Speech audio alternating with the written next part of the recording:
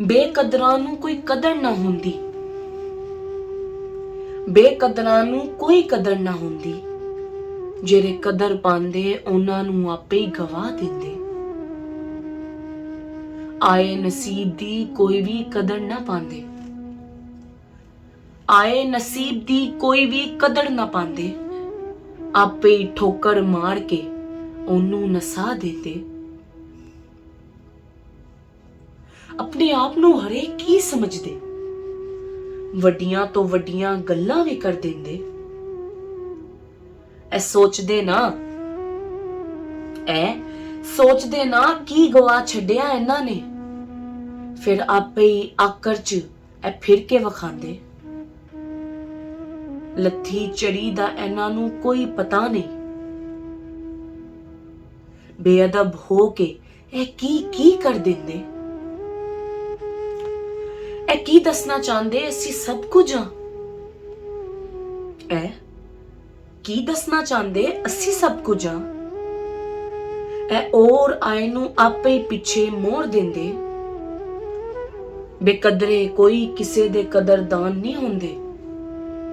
ਫਿਰ ਆਪਣੀ ਵਾਹ ਵਾਹ ਸੁਣ ਕੇ ਬਸ ਆਪਣੀ ਸੁਣਾਣਾ ਚਾਹੁੰਦੇ। ਐਡੇ ਕੰਜੂਸ ਦਿਲੋਂ ਕੁਝ ਕਿਹਾ ਨਾ ਜਾਵੇ, ਐਡੇ ਕੰਜੂਸ ਦਿਲੋਂ ਕੁਝ ਕਿਹਾ ਨਾ ਜਾਵੇ। ਫਿਰ ਬੁੱਲ ਸੀ ਲੈਂਦੇ, ਆਪਣੇ ਮੂੰਹ ਵਗਾਰ ਕੇ ਵਿਖਾਂਦੇ। ਸ਼ਾਹ ਜੀ ਆਖਿਆ ਤੂੰ ਬੇਕਦਰੀ ਨਾ ਕਰੀ ਹਸਨ ਜਾਵੇਦ।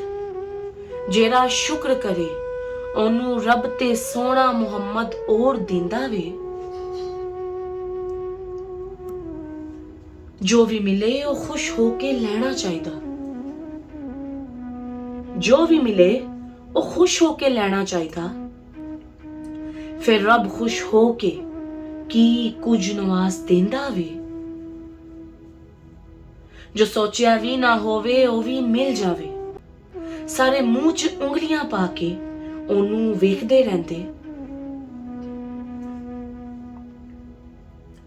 ਅੱਜ ਕੁਝ ਤੇ ਕੱਲ ਕੁਝ, ਅੱਜ ਕੁਝ ਤੇ ਕੱਲ ਕੁਝ ਸ਼ੁਕਰ ਕਰਨ ਵਾਲੇ ਕੀ ਨਜ਼ਰ ਪੇ ਆਂਦੇ। ਫਿਰ ਸਭ ਤੋਂ ਵੱਖਰੀ ਸਫ 'ਚ ਉਹ ਖਲੋਤੇ ਨਜ਼ਰ ਪੇ ਆਂਦੇ। ਬੇਕਦਰਿਆਂ ਕੋ ਜੋ ਹੁੰਦਾ ਉਹ ਵੀ ਖੁੱਸ ਜਾਂਦਾ। ਆਪਣੀ ਬਰਬਾਦੀ ਦੇ ਉਹ ਆਪ ਹੀ ਜ਼ਿੰਮੇਦਾਰ ਵੀ ਹੁੰਦੇ।